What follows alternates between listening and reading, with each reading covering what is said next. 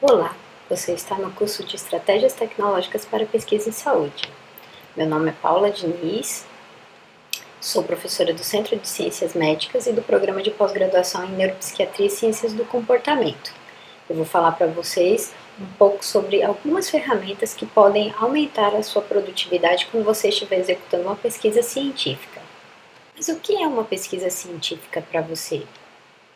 Bom, uma pesquisa científica é necessariamente uma investigação, é a realização de uma investigação, mas não é uma investigação feita de qualquer forma, de qualquer jeito, e sim utilizando o método científico, ou seja, ela vai ter que ser planejada, desenvolvida e no final a gente vai ter um produto, que pode ser um artigo científico, uma tese, uma dissertação. E esse procedimento ele tem que ser feito de uma forma racional e sistemática, cujo objetivo é justamente encontrar respostas para problemas propostos, para problemas que você identificou e que acha que são relevantes para a comunidade científica. Então a pesquisa ela surge, a necessidade da pesquisa surge quando a gente não tem informação suficiente para responder um determinado problema. Essas pesquisas, elas normalmente são desenvolvidas em inúmeras fases, né? É desde a formulação do problema, a identificação do problema, até o resultado, é a discussão desse resultado, né? A apresentação desse resultado de uma forma satisfatória, ou seja, que todo mundo consiga entender qual foi a sua conclusão. Para facilitar o nosso trabalho aqui, a aula vai ser justamente dividida por etapas da pesquisa. Então, para cada etapa da pesquisa, a gente vai ver algumas ferramentas que vão te ajudar a desenvolver. A primeira é a definição da ideia, e aí a gente vai ver ferramentas que podem ajudar vocês na busca da literatura e no gerenciamento de referências. Nesse curso tem uma aula específica de gerenciamento de referências com o professor Amadeu Campos, então eu não vou me deter, vou apresentar algumas ferramentas para vocês, opções. A próxima etapa é a definição do projeto e o monitoramento, então vou apresentar ferramentas para vocês que vão auxiliar na escrita do projeto, né, escrita de forma colaborativa, às vezes vocês estão trabalhando com mais de uma pessoa, seja o orientador ou até um grupo, uma equipe que está trabalhando junto com você, se você não estiver necessariamente na pós-graduação.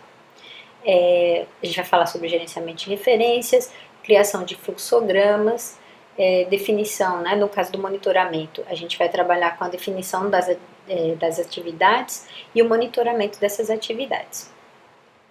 A gente vai também trabalhar a parte de coleta de dados, né, a etapa de coleta de dados. Eu vou apresentar para vocês algumas ferramentas que possibilitam a criação de formulários, caso você possa executar a sua pesquisa dessa forma, né, enviando formulários para que as pessoas possam responder e seu trabalho vai ser com base na resposta desses formulários. Então, formulários à distância, mas também formulários que você vai poder usar para coleta local, né, se você estiver trabalhando com indivíduos dentro de um ambiente. A parte de armazenamento de dados e a checagem de dados. A última etapa que a gente vai falar vai ser da análise e divulgação dos resultados. Então, na parte de análise, a gente vai falar de algumas ferramentas que ajudam na análise estatística, na criação de gráficos e figuras. E, por fim, a gente vai falar sobre a escolha da revista ou meio, né, que você vai divulgar. Então, que ferramentas você pode usar para te apoiar nessa decisão que nem sempre é muito simples. Bom, eu gostaria de conhecer um pouquinho melhor vocês. Então, nesse curso vai haver um questionário onde eu gostaria que vocês respondessem para mim qual a maior dificuldade que vocês têm na execução de uma pesquisa. Além disso, eu gostaria de pedir que vocês dissessem quais são as ferramentas que vocês já usam hoje. Mas partindo para o nosso conteúdo, a primeira parte, a primeira etapa, né, vai ser a definição das ideias. E quais ferramentas podem ajudar a gente a construir esses problemas, né, definir esses problemas? A primeira etapa deve ser a busca da literatura para isso. Então a gente tem algumas ferramentas, bases de artigos que podem ser muito úteis para vocês. Então a gente tem o PubMed, o Easy Web of Science, o Google Acadêmico, e se você estiver buscando revisões da literatura, que eu recomendo bastante para vocês, né? A primeira etapa para a gente definir uma ideia é verificar se alguém já fez uma revisão da literatura e identificou quais são os problemas relacionados ao tema que você quer estudar. Então a Cochrane tem uma página, eles são referência em pesquisas com revisões bibliográficas, então é uma boa base de pesquisa para vocês, tá? Então essas 4 bases são essenciais para consulta quando você estiver definindo a sua ideia. Bom, você vai fazer uma busca da literatura e você vai identificar vários artigos. Digamos que você queira transformar isso numa revisão sistemática. Bom, você vai ter que usar um protocolo de revisão sistemática, claro, mas uma ferramenta que pode te ajudar bastante nesse processo de coleta dos artigos, leitura dos artigos, análise e seleção, é o Covidence. Então aqui está o link para que vocês possam entrar e usar a ferramenta. Ele é livre para algumas situações, né? Então ele é gratuito para, se eu não me engano, 2 revisões bibliográficas, 2 revisões sistemáticas ao mesmo tempo, né? Então ele pode ser utilizado a qualquer momento. Se você precisar de mais algumas ferramentas dele, ou se você vai ter mais de 2 revisões em andamento ao mesmo tempo, aí você realmente vai ter que pagar pelo uso da ferramenta. Mas ele te ajuda em todas as etapas da revisão sistemática. Então, uma ferramenta bastante interessante e está disponível nesse link que vocês estão vendo aí na página. Ferramentas para anotações. Então, frequentemente, vocês vão estar levantando a literatura e refletindo sobre o que vocês estão lendo. Então, o Google Keep é uma ferramenta, né, que justamente permite que você crie listas. E você vai acessar essas listas de qualquer lugar. Então, você pode fazer por texto, você pode fazer por áudio, você pode fazer por vídeo. Então, se você está lendo, você quer fazer um resumo do artigo que você está lendo, ou você quer colocar as principais anotações que você fez, então você pode usar o Google Keep. Tem um aplicativo para celular, tem também a página web, e ele pode ser sincronizado com o seu Google Drive. Então, quem usa as ferramentas do Google, né, o Gmail, tem acesso livre a essa ferramenta e pode ser utilizada a qualquer momento. Então, aqui vocês estão vendo uma página, um exemplo, né? Então, a gente pode criar uma nota. No exemplo aqui, a nossa nota chama Meu Projeto de Pesquisa, e a gente pode adicionar textos, áudio, vídeo, né, o que for mais importante nesse momento para você, né? Pode ser uma lista de checagem também. Os artigos que você já leu, por exemplo, você pode colocar numa lista e colocar que você já leu, um check, né, dizendo que você já leu. Outra ferramenta bastante interessante é o Evernote, também para anotação. Você consegue fazer isso rapidamente usando essa ferramenta. Também tem um aplicativo para celular, também tem uma página web. Você vai poder compartilhar com qualquer pessoa o que você já está anotando, suas anotações, né?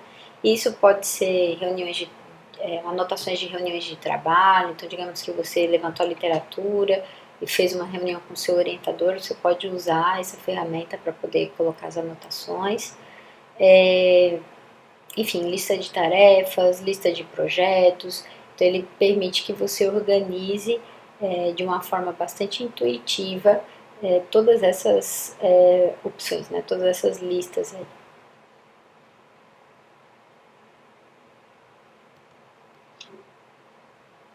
Ferramentas de gerenciamento de referências. Então, vocês vão ter uma aula só sobre o Mendeley, com o professor Amadeu Campos, mas essa ferramenta não é a única existente, né? Então, a gente tem umas outras opções. A gente tem livre, a gente tem o EndNote Web, então vocês não vão pagar nada para usar o EndNote Web. Ele vem com um plugin para o Word, você pode instalar no seu computador, e quando você estiver redigindo o seu texto, seja ele o projeto de pesquisa, seja ele o artigo, você vai inserindo durante o texto as suas referências. Então é bastante interessante, ajuda você a organizar e ganha tempo também, ao invés de estar fazendo essa etapa manual. Né? É importante que vocês saibam que essas ferramentas de gerenciamento de referência, elas permitem, né, elas têm templates para cada revista. Então, se você envia para a revista A e não tem um resultado satisfatório com ela, você pode facilmente, com um ou dois cliques, mudar o template e reformatar todas as suas referências para uma nova revista. Então elas são muito práticas, né? Uma opção muito boa, que infelizmente é paga, é o EndNote. Ele está na versão 9, né? É uma ferramenta excelente, tem um trial, dá para usar o trial por 30 dias, mas infelizmente ela é paga. O EndNote Web não, o EndNote Web é livre, é só entrar na página, você pode compartilhar as referências, né, o grupo de referências que você criou, você pode compartilhar com outras pessoas, membros da sua equipe, e é bastante interessante para ser usado. Então, são essas as opções, existem outras, mas essas são as mais utilizadas, o Mendeley e o EndNote. Sendo o EndNote, a gente tem duas versões, o EndNote Web, que é gratuito, e o EndNote para desktop, que é pago. Bom, digamos que você já fez sua revisão da literatura e agora você vai passar para a escrita do projeto, né? Então, uma ferramenta bastante interessante para uso, né, colaborativo é o próprio Word, né? Hoje as ferramentas do Office, elas têm uma versão, quando você compra o pacote Office, você tem a versão web e você pode compartilhar os documentos com outras pessoas, mesmo que elas não tenham a assinatura do Office, e elas podem editar junto com vocês os documentos, né? É uma ferramenta bastante interessante, né? Você edita o texto e tem todo o controle de versionamento.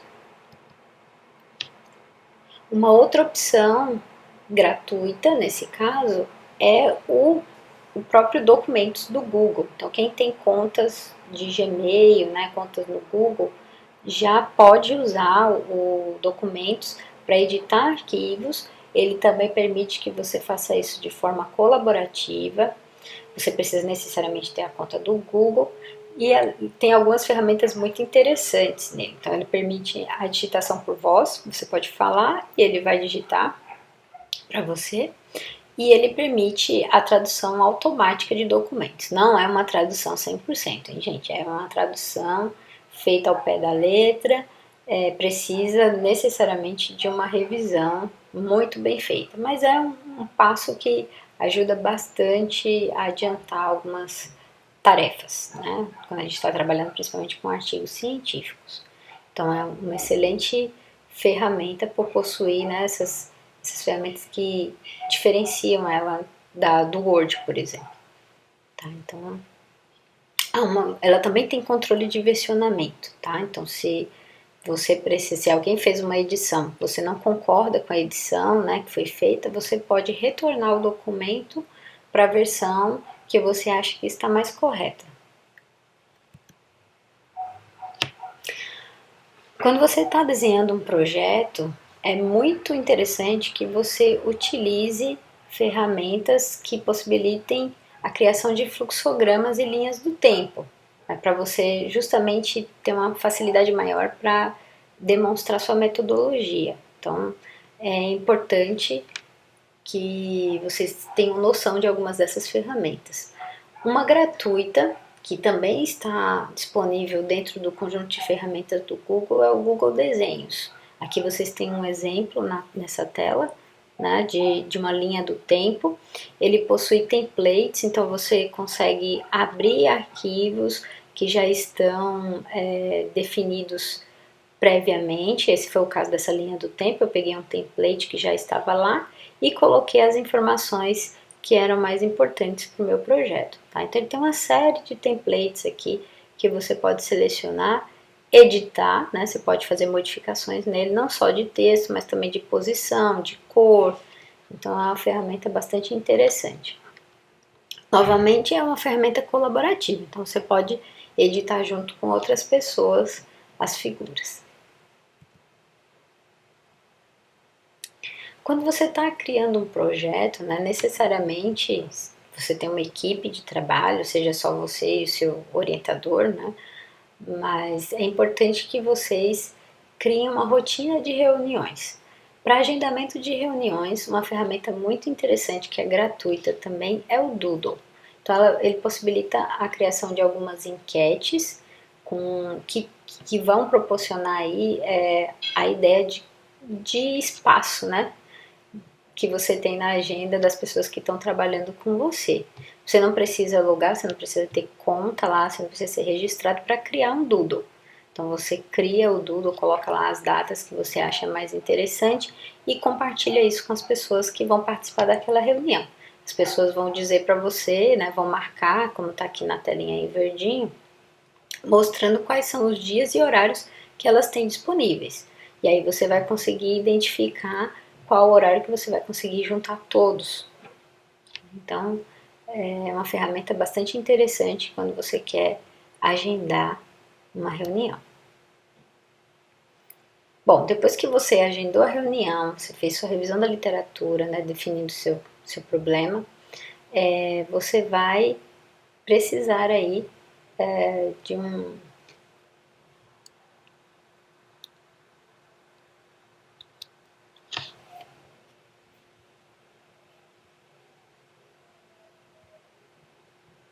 Bom, depois que você definiu, né, o seu projeto, que você está trabalhando justamente com o monitoramento da execução desse projeto, você vai ter que definir atividades, né? Então, uma forma de você compartilhar com o pessoal que está trabalhando com você, ou até mesmo delegar atividades, né? Se você estiver trabalhando com uma equipe grande, ou mesmo mostrar para o seu orientador ou seu supervisor o que você está fazendo, você pode usar o Trello. É uma ferramenta gratuita, né? Ele tem uma versão web, tem um aplicativo também para celular, que facilita bastante, onde você estabelece as atividades e vai atribuir para cada uma das atividades um cronograma. Ela é uma ferramenta bastante intuitiva, né? Quando você adiciona uma tarefa, você vai incluir quem está empenhado, quem está desenvolvendo aquela tarefa ali, quando ele vai estar desenvolvendo essa tarefa. Então, é uma ferramenta interessante para você gerenciar o seu projeto.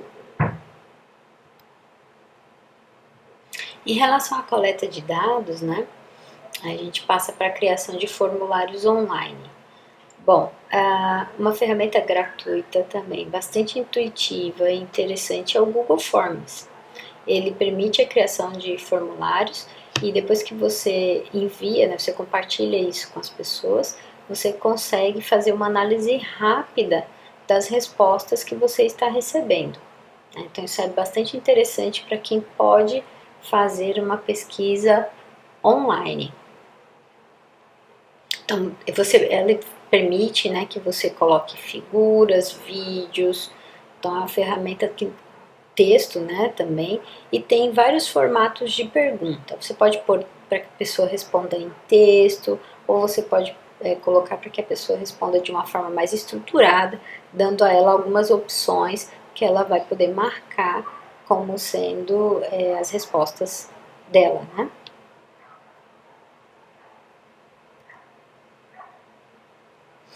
Uma ferramenta bastante similar, mas que é uma ferramenta paga, você pode até usar por algum tempo, acho que você tem um trial de 30 dias, né, que você pode usar, é o SurveyMonkey. É uma ferramenta amplamente utilizada por pesquisadores do mundo todo que usam formulários como forma de coleta de dados, como forma de obter respostas, né? Qual que é a melhoria em relação, qual que é a vantagem dele em relação ao Google Forms? Ele já possui vários templates, então às vezes você quer fazer uma pesquisa mais simples, mais básica, ele já tem lá algumas perguntas pré-estabelecidas para você. Então, só que essa versão com os templates não vai ter na versão gratuita, só apenas se você comprar o modelo você vai conseguir usar, né? Então é uma ferramenta bastante interessante, mas tem esse custo, enquanto o Google Forms não tem custo nenhum. Então depende de quanto dinheiro você tem para investir. Ainda na coleta de dados, né, a gente vai coletar aí com um formulário ou de forma presencial várias e várias informações que precisam ser checadas e tabuladas, né? Então, uma das ferramentas amplamente utilizadas é o Epidata. Ele vai auxiliar justamente na etapa de tabulação. Ele tem uma rotina de checagem automática das respostas durante o processo da dupla digitação. Então, se você estiver fazendo um formulário em papel, você vai ter que montar sua base de dados, né, para que isso possa passar por uma análise estatística. Então, quando você for fazer essa digitação, é um procedimento que é recomendado que seja feito por duas pessoas diferentes, para que a gente possa fazer essa checagem da digitação dos dados. É impossível fazer isso manualmente, essa checagem, é muito difícil, né, fazê-la manualmente. Então, ferramentas como o Epidata facilitam bastante esse procedimento. Então, quando tem divergência entre as informações que foram colocadas, ele vai notificar para você onde é que está a divergência e aí você vai lá e corrige, né? Verifica e corrige. E uma grande vantagem dele é que você vai montar toda a sua base dentro dele, mas ele exporta esses dados para diversos softwares de análise estatística. Uma delas é o SPSS, que é amplamente utilizado na saúde, né, na área de saúde. Então ele tem essa faceta, né, de poder exportar os dados e torna muito mais fácil a análise depois. Uma outra ferramenta é o Epidata. Ele auxilia já na análise estatística e na criação de gráficos. É uma ferramenta gratuita que você pode montar a sua base lá no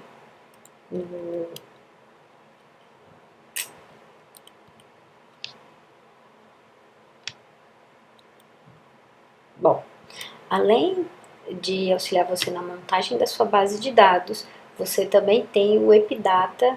Então, esse aqui está errado. Bom, na coleta de dados, depois que você passou o formulário, né, e você vai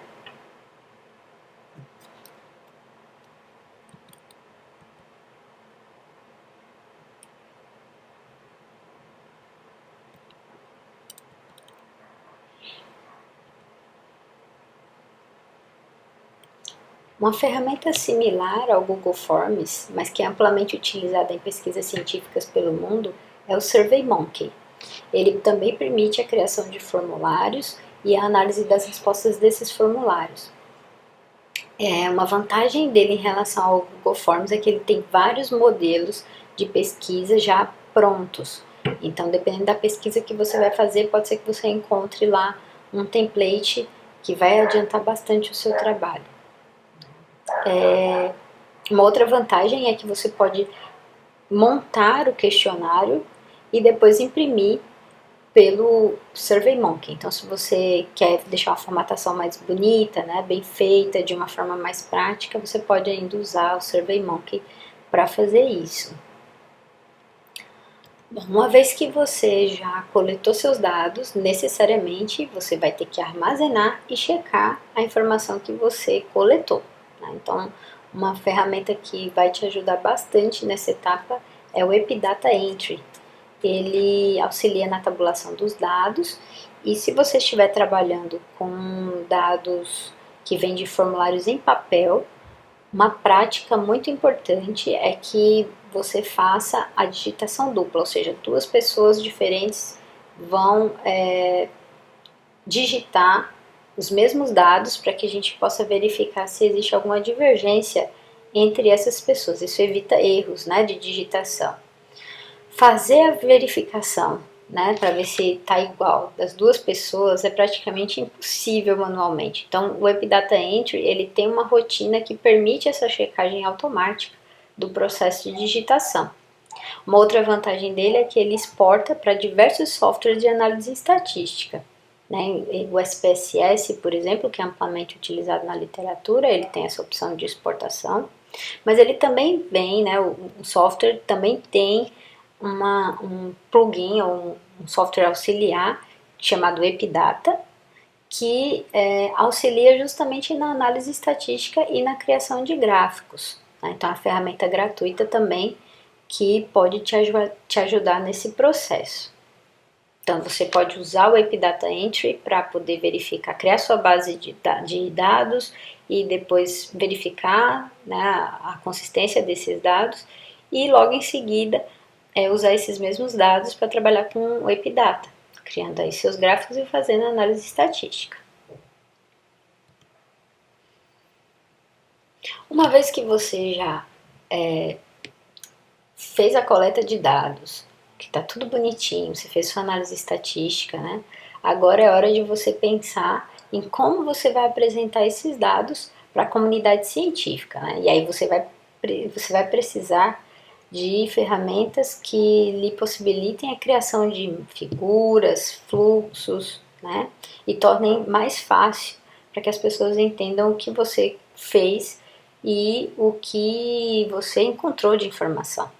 Então, uma ferramenta bastante interessante, ela é gratuita, é o Canvas.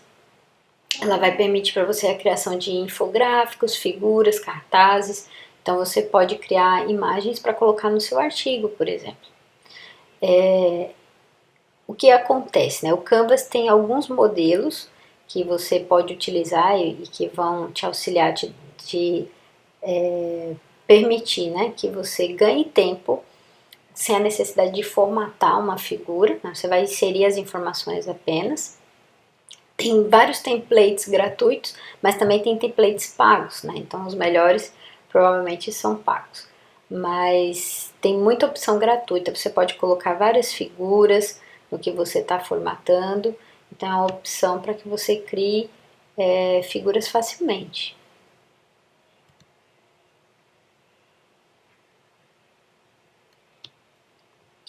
Ainda pensando, né, que na divulgação dos resultados, você vai escrever um artigo científico. Como forma de você ganhar bastante tempo na formatação desse documento, existem alguns templates de revistas mais conhecidas que estão disponíveis pelo EndNote Templates.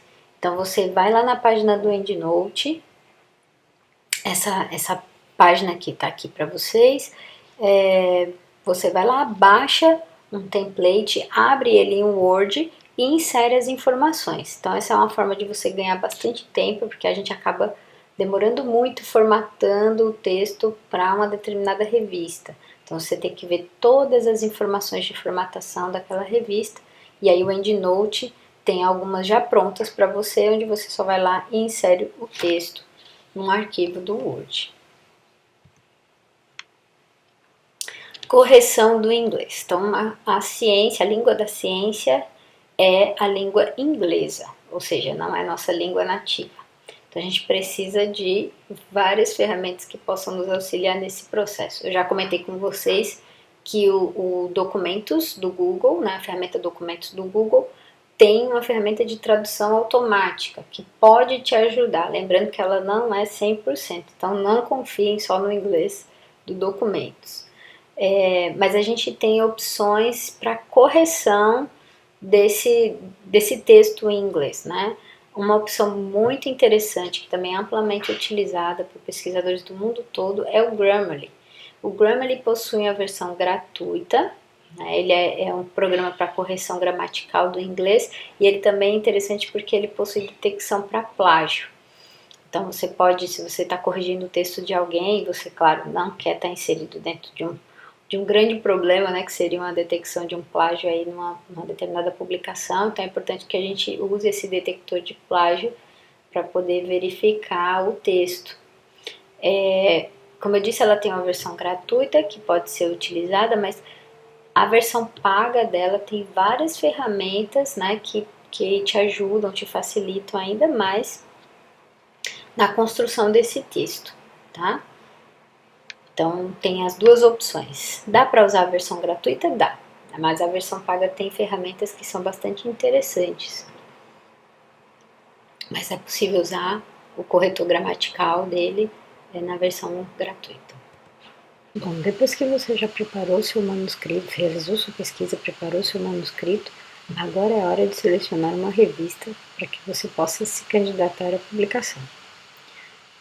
Esse processo não é um processo muito fácil para quem já está atuando, né? A gente tem que tentar fazer um match entre os interesses da revista e o que você está publicando. Então é um processo bastante demorado. Recentemente surgiram algumas ferramentas que ajudam, a partir de algumas informações do seu artigo, elas ajudam a identificar quais são as melhores revistas. Uma delas é a ADES, que vocês podem acessar através desse link. Ele mostra as informações, né, as revistas sugeridas com base no resumo e algumas palavras-chave. Ele também mostra um indicativo do quão assertiva é a revista, quantos por cento dos artigos ela aceita normalmente, né? E isso vai te dar uma visão do seu potencial para publicar naquela revista.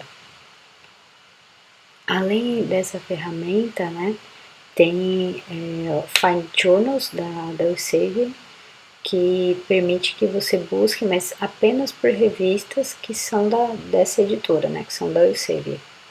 É bastante interessante, ele mostra quais são as revistas que são abertas, também tem a ferramenta de mostrar qual o percentual de aceite, né, dessas revistas, e ajuda bastante. As informações são basicamente as mesmas, você entra com o título, com o resumo, com palavras-chave, fica a seu critério. É claro que quanto mais informações você colocar sobre o seu paper, melhor vai ser essa busca, melhores vão ser os resultados, né, da busca apresentados pelo software.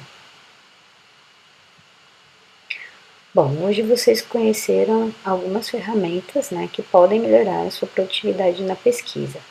Eu espero que vocês tenham gostado e que esse curso seja útil. Nós temos algumas atividades que vocês vão fazer para reforçar e para experimentar um pouco dessas ferramentas. Se você gostou, recomende esse curso para outras pessoas. Obrigada.